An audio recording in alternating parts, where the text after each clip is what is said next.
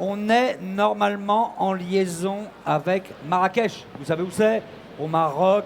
Et je voudrais que Moussa Oumadi nous rejoigne. Moussa Oumadi, c'est le président de l'Alliance Avenir France-Maroc pour la coopération scientifique. C'est bien ça, Moussa? Coopération scientifique, il faut prendre un micro. Alors, donc c'est l'alliance donc à la fois donc de coopération scientifique et de dialogue science-société. C'est faire en sorte que la science s'ouvre à la société et en particulier au public jeune. D'accord. Alors, ce qui est super, c'est que là, on est en duplex, enfin en liaison, pour être tout à fait précis, avec une classe qui est à Marrakech. C'est le lycée Victor Hugo. Tout à fait. Donc, c'est un événement exceptionnel pour cette 25e édition de la Fête de la Science qui arrive aussi dans le contexte du relais COP21, COP22, donc, qui se passe à Marrakech. Ouais. Et donc cette valeur symbolique, donc, on a souhaité donc, la représenter par ce duplex qui relie donc, en fait, les deux populations, donc des classes à la fois donc, françaises ici et puis des classes marocaines. On va leur donner la parole. On va leur donner la parole tout de suite parce qu'on les voit sur les écrans, ils sont en train de nous écouter. Salut, ça va bien? Donc, ouais, bonjour. Il y a la fête de la science au Maroc. En fait, en ce moment, c'est plutôt donc, le 17e festival de l'astronomie à Marrakech. Et donc, ce qu'on souhaite aussi par ce duplex, c'est de montrer en fait que la science donc, est ouverte. C'est pas une science en fait restreinte donc, à des frontières. Donc, il n'y a pas que des frontières en fait effectivement donc, de proximité, pas de frontières donc éloignées. La science est une science de partage, de connaissances, des savoirs et de vision donc du progrès. Donc, merci à toutes les équipes qui ont réalisé, bien entendu, en fait, donc, cette prouesse technique. Et donc, au nom donc, en fait, de l'association, enfin, de l'Alliance Avenir France-Maroc donc, pour la coopération scientifique et le dialogue science-société, je passe donc, la parole donc, aux collègues marocains. Vous nous entendez à Marrakech? Très bien, oui, on vous entend. Très bien. Vous êtes Saïd Iziki? Oui, merci beaucoup et nous sommes ravis d'être avec vous depuis le lycée français Victor Hugo de Marrakech. Les élèves du club astronomie sont extrêmement satisfaits de pouvoir être avec vous aujourd'hui dans le contexte que vous venez de rappeler, à savoir le 17e festival d'astronomie et également dans le cadre de la préparation aussi de la COP22 qui va arriver bientôt chez nous. D'accord, vous êtes combien dans la salle? Pardon? Vous êtes combien là à nous regarder? Là, vous avez une dizaine d'élèves qui sont devant. C'est un peu compliqué d'un point de vue technique, mais vous avez une dizaine d'élèves avec Monsieur Elouat, qui est l'enseignant encadrant du club astronomie. Ok, on va vous retrouver tout à l'heure. Vous allez pouvoir suivre toute la présentation par Thomas de sa mission. Et on vous garantit qu'on vous repasse la parole tout à l'heure pour pouvoir poser vos questions depuis Marrakech. C'est sympa d'être avec nous en tout cas. Voilà, merci. On les applaudit au Maroc.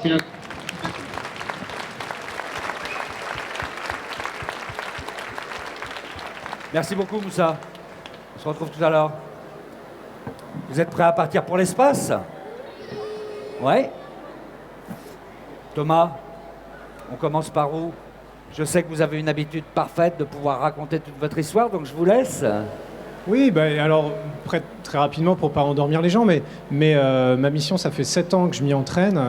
Donc j'ai été sélectionné par l'Agence spatiale européenne en 2008. J'ai commencé en 2009. Donc avec 5 collègues qui venaient de tous les pays européens, enfin de quelques pays européens. Et on a commencé notre entraînement de base. On est allé à l'école des astronautes qui se trouve à Cologne, donc en Allemagne. Ça a duré à peu près 1 an et demi, 2 ans. Suite à quoi on a été qualifié pour être envoyé sur des missions. Moi j'ai été désigné sur une mission en 2014. Et là, cette préparation qui était générale, elle devient plus spécifique. Donc, on s'entraîne à quoi? On s'entraîne en scaphandre, par exemple, pour réaliser des sorties extravéhiculaires. Donc ça se passe en piscine, dans la plus grande piscine du monde, au centre spatial de Houston. On s'entraîne à connaître par cœur la Station Spatiale Internationale. La Station Spatiale Internationale, c'est grand comme un terrain de foot. Ça fait 70 mètres de long, 100 mètres de large, et c'est extrêmement complexe. Si on voit des photos de l'intérieur, il y a des câbles dans tous les sens. Il faut connaître tous les détails parce qu'on va être amené à la réparer. On y habite, encore une fois, et quand quelque chose casse ou tombe en panne, on ne peut pas appeler le réparateur ou le médecin. Ce sont nous, les astronautes, qui vont faire les réparations. On se transforme en médecin aussi, on se soigne nous-mêmes à bord. Donc ça demande beaucoup de compétences. Pour se préparer à ça, il faut aussi se mettre au simulateur de Soyouz. Le Soyouz, c'est la fusée qui va nous emmener depuis Baïkonour au Kazakhstan jusque dans la Station spatiale internationale. Décollage le 15 novembre à 23h05. Donc c'est précis. Ah ben évidemment, Ouais, évidemment, dans l'espace, on travaille à la seconde près. Mais ça va se passer... Ça va se passer donc en 2 jours, on va rejoindre la station spatiale, on va s'arrimer et ensuite on va vivre 6 mois à bord. Donc il faut préparer ça, il faut apprendre à piloter le Soyouz, il faut apprendre aussi à piloter le Soyouz pour la rentrée atmosphérique. La rentrée atmosphérique, c'est assez impressionnant parce qu'on a un bouclier thermique, on est entouré de flammes, ça bouge énormément et on va finir par se poser en parachute et tomber dans les steppes du Kazakhstan où on va être récupéré par des hélicoptères de secours. C'est pour ça qu'on fait aussi des stages de survie. Parce que si jamais on ne tombe pas au bon endroit, il faut apprendre à se débrouiller tout seul pendant 3-4 jours, même si on tombe dans la neige en plein milieu de l'hiver, même si on tombe dans le désert, même si on tombe dans l'eau. C'est pas prévu comme ça, mais il faut être capable de se débrouiller. Voilà, ensuite 6 mois dans la station spatiale. Qu'est-ce qui va se passer ? Eh bien, on va faire de la recherche scientifique, comme on l'a dit, c'est pour ça que je suis là aujourd'hui aussi. À peu près 50% du temps des astronautes va être utilisé pour réaliser des expériences scientifiques qui ont été conçues au sol par les équipes des agences spatiales. Donc on va être aussi parfois cobaye. On va faire des prises de sang, on va faire des choses pas forcément drôles, des électrochocs, on va étudier les muscles, on va étudier le système cardiovasculaire, le système neurologique, et puis on va être aussi les opérateurs d'opérations de recherche dans les domaines des sciences des matériaux, la biologie, on fait pousser des plantes dans la station spatiale, des choses comme ça. On fait aussi beaucoup de maintenance et d'entretien, comme je l'ai dit précédemment.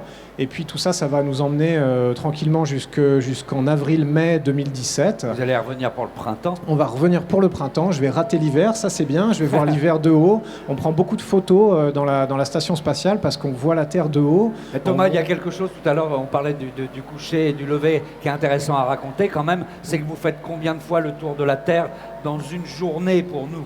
Alors la station spatiale, elle est à 450 km d'altitude et on vole à 28 000 km/h, donc c'est extrêmement rapide. On tourne autour de la Terre et on voit... En fait, on passe dans le soleil, et ensuite on passe derrière, on passe dans l'ombre, ensuite on passe encore au soleil, dans l'ombre, et comme ça, on voit 16 levées de soleil et 16 couchers de soleil par jour. Donc si on regarde par la fenêtre, on peut voir le jour, la nuit, en 10 minutes à peu près, on passe de New York à Paris. Donc regarder de là-haut, c'est absolument formidable. Par contre, à l'intérieur de la station, on recrée un rythme normal avec des journées de travail qui commencent à 7h le matin, qui finissent à 19h30 le soir. On allume les lumières le matin, on éteint les lumières le soir pour dormir. Et c'est comme ça que ça se passe. D'accord. On va aussi faire tous les jours 2 heures de sport dans la station spatiale. Pourquoi ? Parce que on flotte dans la station spatiale, tout est facile, on vole comme ça, on peut déplacer des charges très lourdes, des centaines de kilos juste avec 2 doigts. Par contre, la conséquence, c'est qu'il y a beaucoup de muscles dont on ne se sert pas. Les muscles dont vous vous servez pour l'instant pour vous tenir debout, vous tenir bien droit, assis, ben nous, on n'a pas besoin, on flotte tout doucement. Donc nos muscles s'atrophient, deviennent de plus en plus faibles. Et ça, ce serait pas bon. Au bout de 6 mois, on reviendrait sur Terre, on serait tout mou, on serait pas en bonne santé, ce serait risqué. Donc pour contrebalancer ces effets-là, on va faire 2h30 de sport par jour. On court sur un tapis roulant, on est relié avec des élastiques et on a une machine de musculation en 3 dimensions comme ça, avec de la force pneumatique. Voilà, donc c'est à ça qu'on passe notre temps. Évidemment, on se prépare à tout ce qui pourrait se passer de pas forcément très sympa à bord de la station. Le feu, dépressurisation. Donc, si on percutait une micrométéorite, par exemple, et l'atmosphère de la station, il faut voir qu'à l'intérieur, c'est la même atmosphère que sur Terre, la même pression. À l'extérieur, c'est le vide. Donc, si on fait un trou dans la station spatiale, c'est comme dans un ballon. Tout l'air va s'échapper extrêmement rapidement. Et pour nous, évidemment, c'est dangereux. Donc, on a des masques à oxygène, on a des procédures pour réagir. Le feu dans la station spatiale, ça se propagerait pas comme sur Terre, mais il faut quand même y faire attention parce qu'on essaie d'emmener des matériaux qui ne sont pas inflammables, mais on a quand même des extincteurs, des choses comme ça. On se prépare à tout ça. Et puis, si on avait quelque chose de toxique qui se répandrait dans l'atmosphère de la station, ben c'est pareil, ça pourrait flotter, se mettre dans les yeux, dans les voies respiratoires. Donc, il faut être prêt à faire face à ces situations-là. Mais évidemment, ça n'arrivera pas. Oui, non, mais bien sûr. Mais il faut tout prévoir et vous pouvez la quitter en urgence. On peut, oui, raisonnablement. Alors évidemment, c'est le scénario catastrophe parce qu'on va d'abord essayer de se sauver nous-mêmes, de sauver l'équipage, ensuite de sauver la station. Et si vraiment on ne peut pas sauver la station et qu'il y a vraiment une avarie très grave, en 20 minutes, on peut être dans notre Soyouz, qui est notre vaisseau qui nous a amenés, qui est aussi notre capsule de survie, qui nous redescendrait vers la Terre et en 24 heures, on pourrait être de retour. D'accord. Ça va très vite, hein, vous dites 24 heures. Combien de temps à partir du moment où vous décollez de Baïkonour ? à bord de Soyouz. Combien de temps il vous faut pour aller dans la station spatiale? Alors, 450 km, c'est pas très long. Hein. C'est Paris-Lyon, c'est plus de distance que ça. Le seul souci, c'est que c'est vertical et surtout avec beaucoup de vitesse. Comme on l'a dit tout à l'heure, 28 000 km/h. C'est pour ça qu'une fusée, ça décolle verticalement, mais très rapidement, ça s'incline et puis ça va partir presque à l'horizontale pour avoir cette vitesse qui va nous permettre de rester en orbite et de ne pas retomber sur la Terre. Donc si on fait toutes les manœuvres telles que c'est prévu, on peut le faire en 6 heures. En 6 heures, on peut partir de Baïkonour, arriver à la station spatiale, s'arrimer, ouvrir le sas comme dans un sous-marin et rentrer dans la station spatiale comme ça. Ouais. Mais on a aussi une trajectoire qui prend un peu plus de précautions. On recalcule un peu toutes les manœuvres et ça nous emmènerait en 2 jours en fait. On y va un peu plus doucement à retrouver la station spatiale internationale. Et à quel moment vous choisissez l'une ou l'autre des procédures? Alors ça dépend des paramètres orbitaux. Est-ce que la station n'est pas un peu trop basse? Ça dépend du carburant, ça dépend de beaucoup de choses.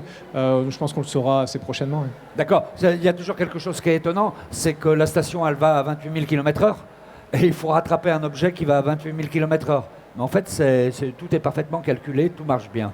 Oui, c'est pour ça que le travail des gens au sol est extrêmement important, parce que nous, on est les exécutants du plan, on est aux commandes de ces véhicules que vous voyez sur vos écrans, mais évidemment, tout est calculé à l'avance, et on essaye de ne pas se tromper, parce que c'est à la seconde près, quand on a 2 véhicules qui suivent à 28 000 km/h, on ne peut pas se permettre que les choses soient approximatives, parce que vous imaginez les dégâts, si les véhicules se percutent, c'est la fin de l'aventure, donc on fait vraiment attention. D'accord. Il y a un moment où il faut être, j'imagine, tout le temps concentré dans cette mission-là, mais où il faut être particulièrement concentré. C'est quoi? Ça pourrait être le décollage, ou plus peut-être anxieux, encore que vous soyez préparé, mais ça va être quoi? Les phases les plus risquées, c'est le décollage, l'atterrissage ou les sorties extravéhiculaires. Quand on est dans la station, c'est comme être sur un gros bateau qui est lancé à travers l'Atlantique ou le Pacifique. Bon, normalement, il ne devrait pas se passer grand-chose de négatif, ou du moins on aurait le temps de réagir et de régler le problème. Quand on décolle, ça va très très vite. On a énormément d'énergie parce qu'on va très vite, on va très haut et on a beaucoup de carburant. Donc il faut faire attention, il faut réagir au quart de seconde, et c'est pour ça qu'on s'entraîne beaucoup en simulateur. La rentrée atmosphérique, c'est pareil, c'est une phase très dynamique, ça bouge énormément, c'est comme dans un manège, et ça se finit en parachute. On descend sous parachute avec une capsule qui fait quand même 1,5 tonnes sous parachute, et on va se poser dans la steppe au Kazakhstan. L'atterrissage, c'est comme un petit accident de voiture, c'est comme être au feu rouge et que quelqu'un arrive derrière à 50 à l'heure et vous percute. C'est à peu près ça la sensation quand la capsule touche le sol. Ouais, vous avez des airbags, non? Non, on n'a pas d'airbag, on a des sièges qui amortissent un peu l'atterrissage, et puis on a des moteurs fusées qui vont se déclencher, des rétrofusées juste avant l'impact, à 80 cm de hauteur, qui vont se déclencher et amortir le choc, mais qui est quand même un peu sévère. D'accord. Vous nous parlez un petit peu des sorties extravéhiculaires, ça doit être un grand moment quand même, le moment où vous quittez la station et là vous vous retrouvez tout seul dans le vide, avec une vue magnifique sur la Terre. Les sorties extravéhiculaires, c'est très très spécial parce que le scaphandre, c'est comme un petit vaisseau spatial personnalisé en fait. On a les systèmes de communication, d'oxygène, la radio qui sont intégrés dans le scaphandre. Et puis on a une petite paroi de plexiglas comme ça, et derrière c'est le vide de l'espace. Donc c'est vraiment impressionnant. Quand on sort du sas, en fait, on regarde vers le sol, et on va sortir comme ça la tête la première, et là en dessous il y a 450 km de vide, donc faut imaginer, c'est encore pire qu'être suspendu sous un avion, c'est beaucoup plus haut. On va faire une espèce de pirouette comme ça, se rétablir, et là quand on regarde en dessous de ses pieds, on a les pieds qui flottent comme ça, et on a 450 km de vide, et en dessous on a les continents qui défilent à 28 000 km/h. Ah, ça doit être beau! C'est extrêmement beau, mais ça demande de se préparer, et puis tout d'un coup, une fois qu'on passe dans le noir, de l'autre côté de la Terre, paf, tout devient tout noir, et là on a l'impression d'être comme faire de la plongée de nuit. On ne sait pas trop où on est. D'accord. On allume les lampes du casque et puis on se repère avec l'environnement immédiat. Donc c'est vraiment des sensations incroyables qu'on peut avoir que là, je pense. C'est un peu le rêve dans le rêve, parce que oui, on est complètement libre et on vole tout seul dans l'espace. Donc ça, c'est vraiment c'est de ça que sont faits les rêves en fait. Mais comment vous pouvez vous préparer ou vous former à cela, parce que ça ne peut exister que là-haut? Oui, alors la particularité de l'espace, c'est que ça existe que dans l'espace, justement. Ouais. On s'entraîne au simulateur. Pour les sorties extravéhiculaires, on s'entraîne en piscine. En fait, la poussée d'Archimède va contrebalancer le poids du scaphandre. Et donc, dans la piscine, dans l'eau, on flotte. Et c'est comme si on était en apesanteur. Donc, il y a une piscine qui se trouve au centre de la NASA à Houston, où je m'entraîne régulièrement, qui est la plus grande piscine du monde. Elle fait 110 mètres de long sur un peu plus de 50 mètres de large. À l'intérieur de cette piscine, il y a toute la station spatiale en maquette grandeur nature qui est reproduite. Et nous, on va passer 6 heures à s'entraîner. On met le scaphandre, on est descendu sous l'eau et on fait des sorties comme ça d'entraînement de 6 heures. C'est ce qu'on voit à l'écran encore une fois. C'est pas facile parce que le scaphandre, c'est comme une armure. C'est lourd, c'est difficile de se bouger. Ça s'oppose au mouvement. Quand on veut fermer la main, c'est comme si on écrasait une balle de tennis. Donc c'est difficile. On ressort au bout de 6 heures. On est un peu fatigué, mais c'est le prix à payer pour vivre son rêve en fait. Ouais. Alors bon, quand on fait une sortie extravéhiculaire, bien évidemment, on reste attaché à la station. On est toujours attaché. On a un petit enrouleur qui se déroule, qu'on accroche comme ça au sas de sortie, qui pourra nous ramener en cas de problème. Si on reste à un endroit pendant quelques temps, on a une longe, comme en escalade en fait. Une sortie extravéhiculaire, c'est de l'escalade en armure. C'est aussi bête que ça, mais c'est comme ça que ça se passe. Et en apesanteur. Et si vraiment ces deux systèmes venaient à être en panne ou qu'il y a un problème, on a dans le dos un petit jetpack, un peu comme George Clooney dans Gravity, mais qui nous donne une seule chance de revenir. Donc on le déploierait, il faudrait bien viser et donner une impulsion pour revenir à son point de départ, mais on ne peut pas se rater. C'est pas comme George Clooney, on peut pas l'utiliser pendant 10 minutes. Nous, on a juste une chance. Donc on s'entraîne à ça aussi en simulateur. Vous avez ce dispositif au cas où vous sépareriez de la station. Oui, c'est jamais arrivé, mais c'est à ça qu'il sert. D'accord. Et quand vous faites une sortie extravéhiculaire, vous êtes plusieurs, tout seul, et vous allez faire quoi? On est toujours deux. Parce que s'il y en a un qui a un problème, l'autre est censé le ramener à l'intérieur et on s'entraîne à ça. Dans la piscine, on simule un problème. Quelqu'un qui devient inconscient, il faut le ramener, c'est difficile, mais on s'entraîne à ça. Et qu'est-ce qu'on va faire? On va soit faire des réparations, parce que l'extérieur de la station, c'est très compliqué aussi. Un exemple, c'est que pendant ma mission, on va aller changer les batteries. Il y a des grandes batteries qui sont à l'extérieur de la station, au pied des panneaux solaires. La station, elle est alimentée en énergie, vous le savez, par des panneaux solaires. On a des batteries pour stocker l'énergie, comme dans une voiture. On voit les panneaux solaires sur la photo. Et ces batteries, il va falloir aller les changer parce que de la même manière, comme dans une voiture, elles deviennent un peu vieilles, elles sont là depuis presque 15 ans, et donc il va falloir aller les changer. On va aller faire ça à l'extérieur. On peut aussi installer des expériences scientifiques qui étudient le soleil ou qui regardent la Terre. Ça fait partie du travail de tous les jours des astronautes à bord de la station. Vous allez en faire beaucoup des sorties, normalement? C'est déjà programmé? Alors, c'est pas tout à fait programmé. Il y en a 4 pour l'instant qui sont prévus pendant ma mission. Je ne sais pas si ça va rester comme ça va changer, si ce sera moi qui les réalisera ou d'autres collègues, mais 4 sorties, oui, j'espère bien en faire une, ce serait magique. La première, ça va être grande émotion. La première, c'est il faut apprendre à son cerveau qu'on ne va pas tomber, en fait. C'est ça qui est assez particulier. Quand on sort et qu'on voit le vide, le cerveau nous dit « mais tu vas tomber parce que c'est pas naturel d'avoir du vide comme ça sous les semelles ». Et en fait, il y a 5 minutes au début de la sortie qui sont faites pour ça. Il faut lâcher, alors on est accroché évidemment, mais on lâche les mains et en fait, on constate qu'on ne tombe pas et qu'on flotte. Alors c'est évidemment extrêmement impressionnant la première fois, on lâche et on a 450 km de vide, mais on apprend au cerveau que non, ça y est, c'est des nouvelles règles du jeu, on ne va pas tomber, et ensuite c'est bon, on peut commencer la sortie, en général ça se passe bien. D'accord, super. On va peut-être faire un petit tour au Maroc, je crois qu'ils ont 2 questions à nous poser. Est-ce qu'ils sont là, nos camarades de Marrakech? Oui. Ils sont là, les élèves attendent l'occasion de poser leurs questions. Ils en ont préparé plusieurs. On est prêts. On en a sélectionné 2 pour vous. Allez-y, posez-nous une première question. Bon, alors c'est Hiba qui va poser la première question. Bonjour. Vous avez répondu en partie à la question, mais je vais quand même vous la poser. Quelles études faut-il faire pour devenir astronaute et comment se prépare-t-on à un tel voyage? Oui, c'est une très bonne question. Quelles études faut-il faire? Tu sais, il y a plein de manières de devenir astronaute. Il y a des gens qui sont médecins, il y a des gens qui sont pilotes, il y a des gens qui sont ingénieurs ou scientifiques. Souvent, c'est quand même des études scientifiques. Donc, je vais le dire tout de suite, comme ça, c'est fait, on n'en parle plus. Il faut bien travailler à l'école, ça c'est important. Et personne ne me paye pour vous dire ça, mais c'est vrai. Donc, il faut un diplôme scientifique. Il faut être un peu opérationnel. Ça aide d'avoir fait du parachutisme, des choses comme ça. Faut être sportif. Faut être sportif. Vous avez tout fait, vous. Voilà. Et il faut aussi parler pilote, c'est bien, ça aide. Il faut faut parler les langues étrangères, c'est important parce que aujourd'hui, c'est des missions internationales, européennes, mais pas que, avec la NASA, avec nos amis russes, demain peut-être les Chinois. Donc ça, c'est vrai dans le domaine de l'espace, mais c'est vrai dans tous les domaines, il faut vraiment s'intéresser aux langues étrangères.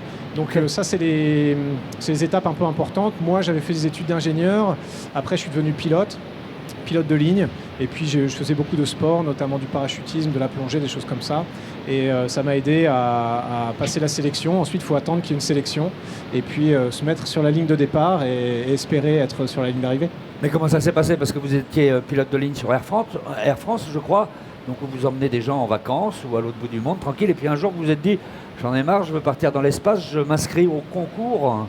Oui, c'était quelque chose que j'avais dans ma tête depuis longtemps quand même. Moi, j'avais fait des études d'ingénieur vraiment dans le domaine des sciences spatiales. J'avais travaillé au CNES, au Centre d'études spatiales. Supaéro, travaillé au CNES, travaillé dans l'industrie aussi avant. Ensuite, je suis devenu pilote parce que ça se rapprochait un peu de mon rêve, mais j'avais gardé un pied dans le spatial. Et quand la sélection est arrivée, je me suis inscrit, j'ai fait de mon mieux et puis j'ai eu la chance d'être sur la ligne d'arrivée. Mais il y a beaucoup de profils qui sont recherchés. On recherche des filles aussi, c'est important. On n'a pas assez de filles dans les métiers scientifiques, notamment dans le corps des astronautes. Donc les filles, je vous le dis tout de suite, il faut déjà en général, vous travaillez mieux à l'école que les garçons, premièrement. Et il faut continuer et il faut se lancer dans les métiers scientifiques et techniques parce qu'on a besoin de vous. Voilà, ça c'est important. D'accord. Allez, une autre question de Marrakech, les amis. Alors c'est Souleyman qui va poser une autre question. Bonjour. Nous savons que vous allez réaliser des expériences une fois là-haut. Quelles expériences allez-vous réaliser et qu'est-ce qu'on va faire sur Terre? On n'entend pas très bien. Quelles expériences je vais réaliser là-haut, les expériences là-haut qu'on ne peut pas faire sur Terre en fait. Ouais. Merci. Ok, écoute, c'est une bonne question. 6 mois de mission, c'est 300 expériences à peu près pour les 6 membres d'équipage, dont 50 expériences européennes. Donc il y a beaucoup d'expériences en médecine. On étudie le corps humain dans la station parce qu'on se rend compte qu'il y a des phénomènes dans l'espace qui sont analogues au vieillissement. On a les artères qui se durcissent, par exemple. On se rend compte que les virus sont plus virulents dans la station spatiale. Donc ça, c'est bien pour essayer d'isoler des vaccins, des choses comme ça. Donc beaucoup d'études en médecine, des études sur le cerveau, apprendre à se mouvoir en 3 dimensions, ça permet au cerveau de se rebrancher. On étudie ces rebranchements et puis on les compare aux gens qui ont eu des accidents de voiture au sol, par exemple. On essaie d'avoir des conclusions. On étudie de la technologie aussi pour faire avancer les choses, des surfaces antibactériennes. On utilise des nouveaux moyens de tester l'eau parce qu'on a besoin de ça dans la station et qu'on peut l'appliquer au sol. Science des matériaux pour les alliages. Il y a vraiment dans tous les domaines. Alors il y a des expériences qui sont très compliquées, très théoriques, mais aussi des expériences plus simples qui parlent directement et où on peut voir l'application dans la vie de tous les jours et c'est ça qui est bien. Mais la grande différence, c'est que justement, on est toujours en apesanteur. C'est ça le point commun, c'est ça pour ça qu'on va aller faire là-bas. Exactement. Le point commun, c'est que sur Terre, on peut changer énormément de paramètres. On peut changer la lumière, la température, la pression, la composition des gaz, des choses comme ça. Il y a un paramètre qu'on peut vraiment jamais changer, c'est la gravité. La gravité, elle est là, on s'en rend pas compte, on en a l'habitude, mais on peut pas la supprimer. Et pourtant, elle masque des phénomènes qu'on aimerait bien étudier. Quand on va se mettre dans l'espace, c'est le seul moyen de supprimer, enfin pas de supprimer la gravité, mais supprimer ses effets et d'avoir accès à des procédés ou à des découvertes qui sont impossibles sur Terre. C'est vraiment ça l'idée de la station spatiale, c'est de créer un laboratoire unique où on fait des choses qui sont impossibles à faire sur Terre. D'accord. Vous partez à combien? C'est équipage de 3 toujours? On part à 3 dans le Soyouz, donc il n'y a pas beaucoup de place, c'est un peu serré. Ouais. Et on va rejoindre 3 autres membres d'équipage qui sont à bord de la station. Ils reviennent eux ou ils restent avec vous? Eux, au bout de 3 mois, reviennent et au milieu de notre mission, d'autres remontent et on se relève comme ça tous les 3 mois. Donc moi, je vais voir 3 personnes quand je vais arriver, ensuite 3 nouvelles personnes et les 2 qui partent avec moi, je vais voir 8 personnes différentes dans la station spatiale. Vous vous connaissez déjà? On se connaît bien, oui, on s'est entraînés ensemble depuis un peu plus de 2 ans. Ouais. Et c'est des gens de beaucoup de nationalités différentes. Il y aura des Russes, des Américains essentiellement, Européens, Japonais, Canadiens. Moi, j'aurais pas de Japonais ni de Canadiens, mais ça peut arriver. Et l'idée, c'est de se connaître bien avant de partir, parce qu'on va aller s'enfermer pendant 6 mois dans un espèce de bidon comme ça, où il y a beaucoup de promiscuité avec des gens qu'on n'a pas choisis. Donc, il faut être un joueur d'équipe, et ça, c'est important aussi de le développer. Ça s'apprend pas à l'école, mais ça s'apprend, par exemple, en faisant du sport ou en faisant des activités. Absolument. Et c'est important dans la vie de tous les jours, aussi bien que dans l'espace. Ouais, d'accord. On va reprendre une question au Maroc. Là, on a encore 2-3 minutes. Si vous êtes avec nous, vous avez autre chose? Oui. S'il vous plaît, en fait, est-ce que c'était un rêve d'enfant de devenir astronaute ou c'est par hasard? Alors, un Ouais. rêve d'enfant ou pas? Non, hasard on n'arrive pas là par hasard. Tu sais, c'est très c'est pas pour me jeter des fleurs du tout, mais c'est difficile d'arriver là. Il y a beaucoup d'étapes. C'est pas impossible du tout. Hein. Tu sais, moi, j'étais pas surdoué ni rien, et pourtant, tu vois, je suis là aujourd'hui. Mais c'est difficile parce qu'il faut en avoir envie, en fait. Il faut travailler, il faut en avoir envie. Donc, c'était pas par hasard. Moi, j'avais ça dans un coin de ma tête, mais je savais pas si c'était possible parce que personne m'avait dit, voilà, pour faire astronaute, il y a l'école des astronautes, fais tes devoirs et puis ça va bien marcher. Non, c'est pas comme ça que ça se passe. Mais c'est pareil dans tous les métiers, tu sais, il n'y a pas beaucoup de trajectoires qui se font en ligne droite. Il faut se fixer un but et s'engager sur le chemin. Et puis tu verras peut-être en t'engageant sur le chemin, tu vas découvrir des embranchements que tu n'avais pas vus au début. Et puis tu vas faire tes choix comme ça et tu arriveras forcément quelque part. Ce qui est important, c'est vraiment de se lancer. Il ne faut pas s'interdire de se lancer. C'est en avançant sur le chemin, si tu veux devenir médecin, tu dis ben voilà, je me lance, puis peut-être que ça changera, peut-être que tu ne deviendras pas médecin, peut-être qu'il se passera autre chose, mais il se passera toujours quelque chose. Là, vraiment, la grosse erreur qu'il ne faut pas faire, c'est de se censurer, de ne pas se lancer, de dire c'est trop dur pour moi, j'y arriverai pas. Ça, il ne faut vraiment pas le faire. Ok. C'est génial, on va tous partir dans l'espace alors si on vous écoute. Je vous emmène avec moi. Ouais, on va faire la fête dans la Station Spatiale Internationale. Et merci beaucoup à nos amis du Maroc. Hein. Merci. Merci pour vos réponses. Ciao. On vous retrouve bientôt pour la COP22 avec l'Esprit Sorcier. On ira faire un petit tour à Marrakech pour parler du climat justement. Voilà, une dernière petite question avant, parce que c'est pas fini les questions Thomas, ça va être tout l'après-midi avec différents groupes. Juste une petite précision. On m'a dit quand même, pour expliquer les règles du jeu ici, c'est qu'il est hors de question que vous repartiez avec quelques virus à transmettre aux petits camarades de la station spatiale parce que ce serait une catastrophe. Donc on peut vous approcher, mais on ne peut pas trop faire des selfies avec vous, vous serrer la main, vous faire tout ça. Il faut faire attention.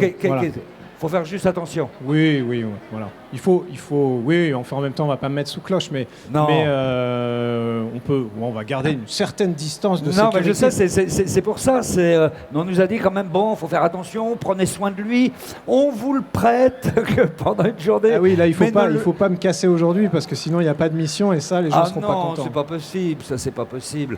Donc promis, est-ce qu'on aura le droit à une photo sur les réseaux sociaux? Peut-être pas de la première parce que vous allez être concentré à autre chose, mais d'une sortie extravéhiculaire au moment où on a les pieds à 450 km au-dessus du sol. Oui, on essaiera de le faire. Alors à l'extérieur, c'est plus compliqué de prendre des photos, vous imaginez, mais on a quand même des appareils qui ont eux-mêmes leur petit scaphandre, c'est assez marrant. Non, on essaiera de le faire. C'est sûr que même pour moi, j'ai envie d'avoir un souvenir de ça parce que c'est quand même le selfie de tous les selfies. Ah bah ça c'est le top des selfies. Bon, eh bien merci beaucoup Thomas pour cette première intervention. C'est pas fini. Bravo.